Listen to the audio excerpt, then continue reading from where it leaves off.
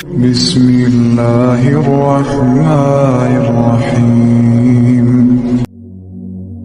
ما جعل اللہ من بحیرة ولا سائبة ولا وصیلة ولا حام ولكن الذین کفروا یفترون علی اللہ الکذب واکثرهم لا يعقلون۔ اللہ نے تو کوئی مقرر نہیں کیا شریعت میں کوئی ایسا حکم، نہ بحیرہ کا، نہ صائبہ کا، نہ وسیلے کا۔ یہ وسیلہ وہ پنجابی والا سین والا وسیلہ نہیں، یہ سواد والا وسیلہ، اور نہ حام کا۔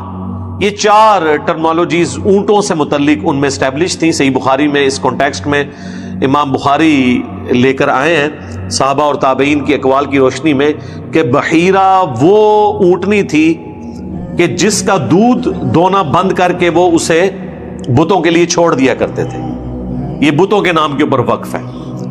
صائبہ وہ اونٹنی تھی جسے آزاد چھوڑ دیا جاتا تھا اور اس پر سواری بھی نہیں کی جاتی تھی۔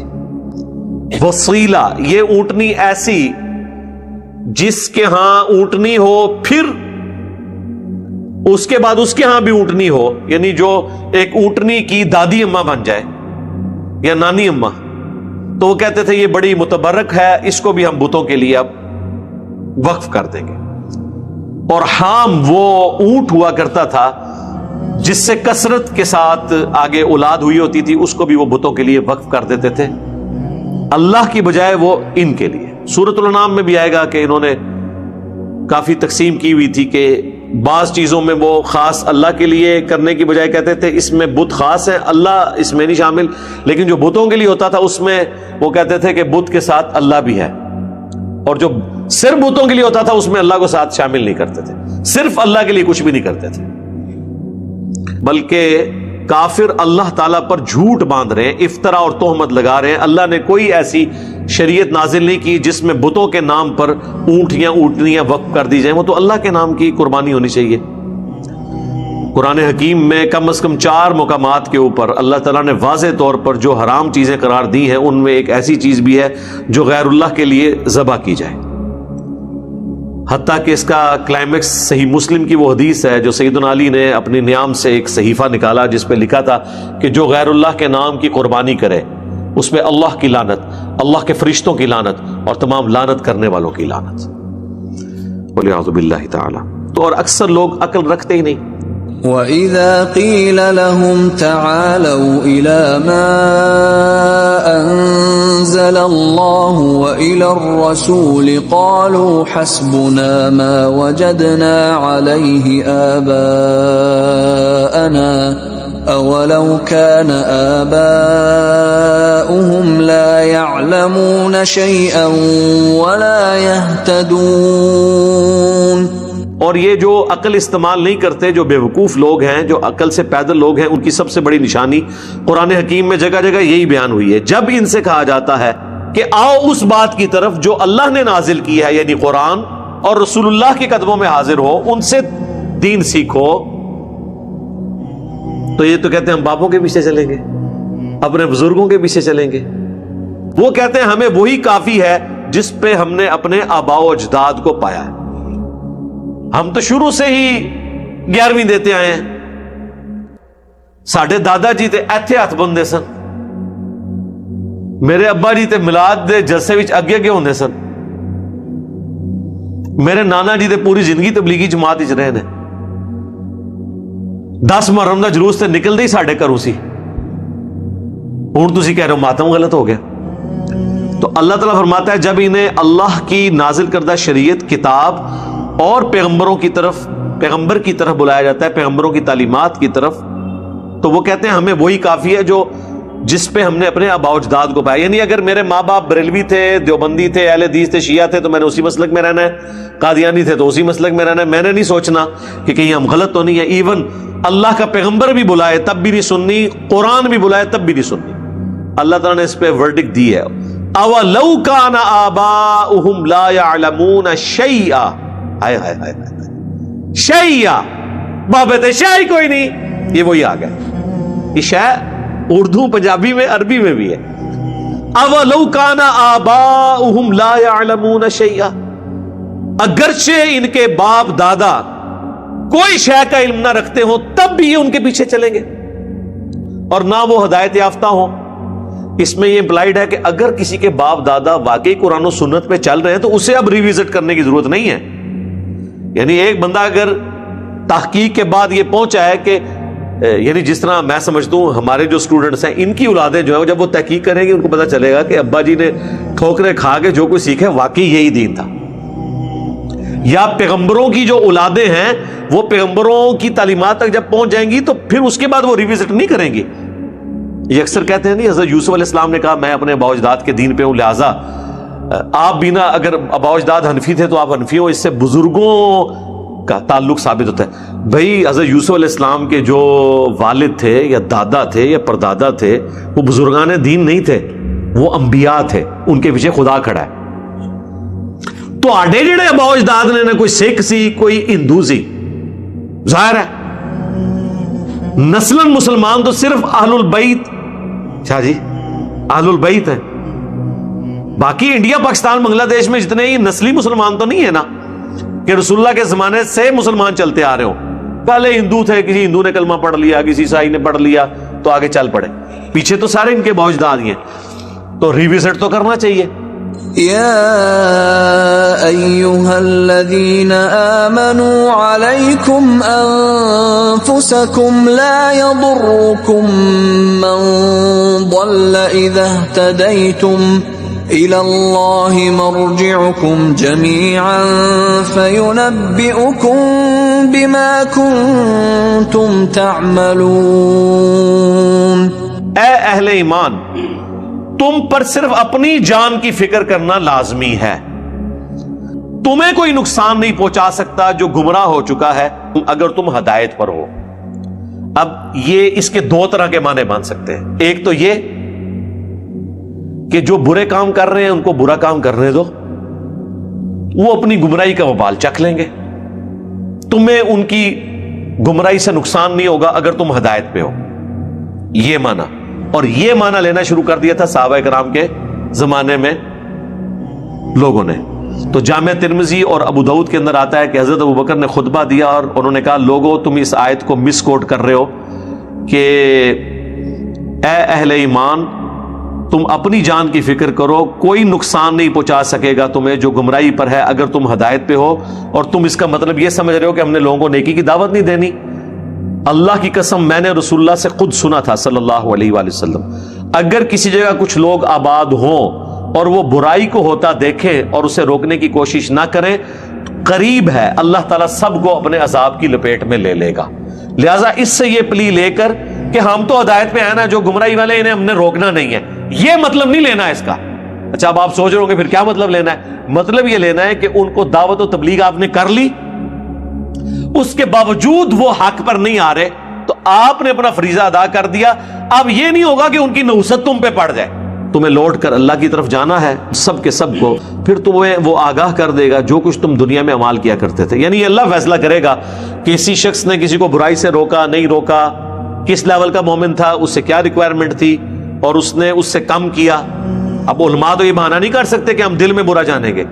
یہ ایک عام ریڑھی بان مزدور تو کہہ سکتا ہے کہ میری تو اتنا علم بھی نہیں کہ میں زبان سے روک سکوں, لیکن علماء تو نہیں یہ بہانہ کر سکتے. اور حکمران یہ نہیں کہہ سکتے جی میں نے تو صرف زبان سے روک دیا تھا, میرا اس کے بعد لینا دینا کوئی نہیں. ان کو تو اللہ پوچھے گا تیرے ہاتھ میں سلطہ تھا, تیرے ہاتھ میں مینجمنٹ تھی, تو بائی فورس چیزیں کروا سکتا تھا, تو نے کیوں نہیں ختم کروائی؟ سپریم کورٹ نے فیصلہ کر دیا تھا سود کے حرام ہونے پہ جب نواز شریف صاحب دوسری دفعہ پرائم منسٹر بنے, اور ان کی حکومت نے یونائٹڈ بینک کے تھرو سٹے لے لیا, وہ آج تک سٹے ہے. یہ ہماری عدالتیں ہیں, یہ ہمارے پرائم منسٹرز ہیں, یہ ہماری حکومتیں ہیں کہ پچھلے 22-23 سال سے سٹے لے کے بیٹھے ہوئے ہیں کہ سود ہے تو حرام ہے لیکن ہم نے اپنے بینکوں سے سود ختم نہیں کرنا.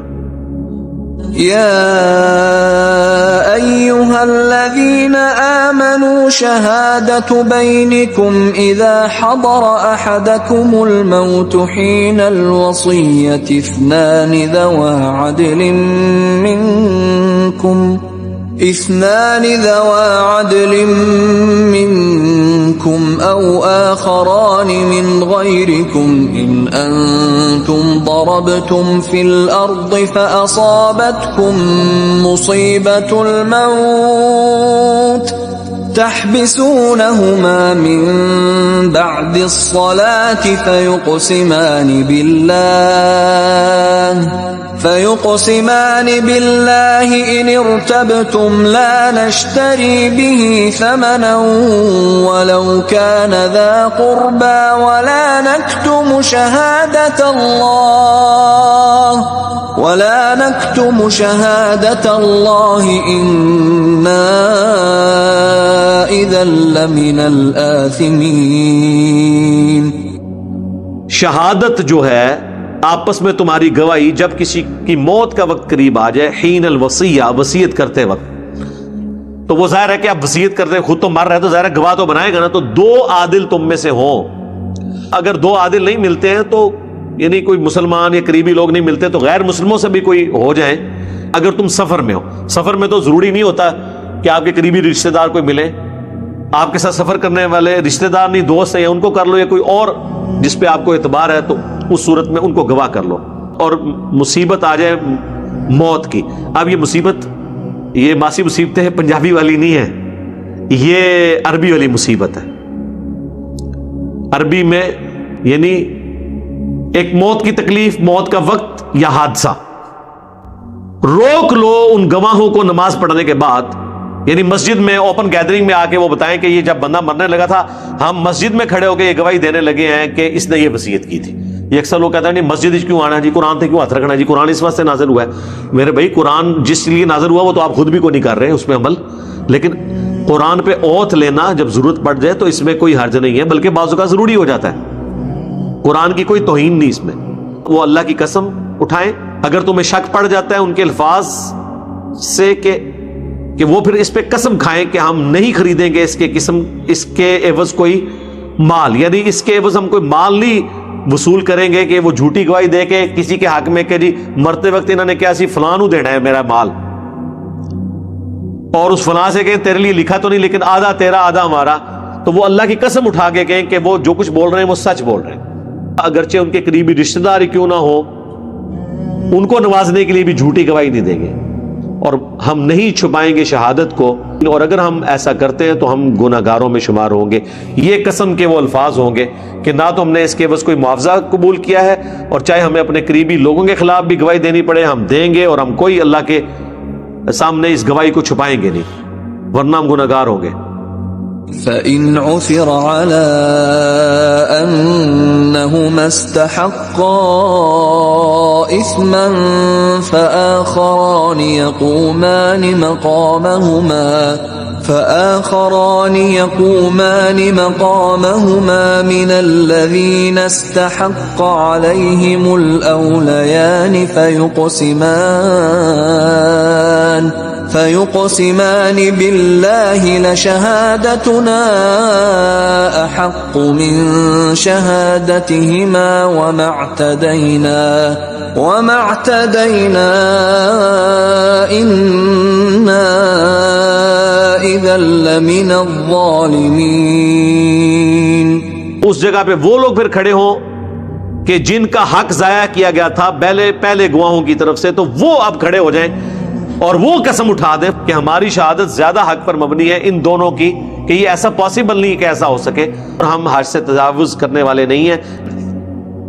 اگر ایسا ہے تو پھر ہم یقیناً ظالم ہیں. تو اس طرح کرنے سے دونوں کا پھر معاملہ ختم ہو جائے گا. پھر جوڈیشری فیصلہ کرے گی کہ جو قریبی ہے اس کو اتنا دینا ہے، یعنی وہ ختم ہو جائے گا. یہ بالکل اسی طریقے سے جو لیان کا مسئلہ ہے سورہ نور میں، کہ اگر کوئی خامد اپنی بیوی کو بدکاری کرتے ہوئے دیکھتا ہے اور اس کے پاس گواہ کوئی نہیں ہے، تو قرآن میں ہے 4 دفعہ وہ شہادت دے گا، قسم اٹھائے گا، اور 5ویں دفعہ کہے گا کہ اگر میں جھوٹا ہوں تو مجھ پہ اللہ کی لعنت ہو. اور وہ عورت اپنے آپ کو سزا سے بچا سکتی ہے، ہو سکتا ہے ہم جھوٹ بول رہا ہو، تو وہ 4 دفعہ وہ بھی قسم اٹھائے اور کہے کہ اگر میں جھوٹ بول رہی ہوں تو مجھ پہ اللہ کی لعنت ہو، تو وہ سزا سے بچ جائے گی، اور اگر اس نے جھوٹی بھی قسم اٹھائی تب بھی وہ سزا سے بچ جائے گی، آخرت کی سزا اسے ملے گی، دنیا میں اس پہ سزا 100 کوڑوں والی اسٹیبلش نہیں ہوگی۔ ذلك أدنى أن يأتوا بالشهادة على وجهها أو يخافوا أن ترد أيمان بعد أيمانهم واتقوا الله واسمعوا والله لا يهدي القوم الفاسقين۔ یہ طریقہ کار زیادہ قریب ہے کہ گواہ دیا کریں گواہی۔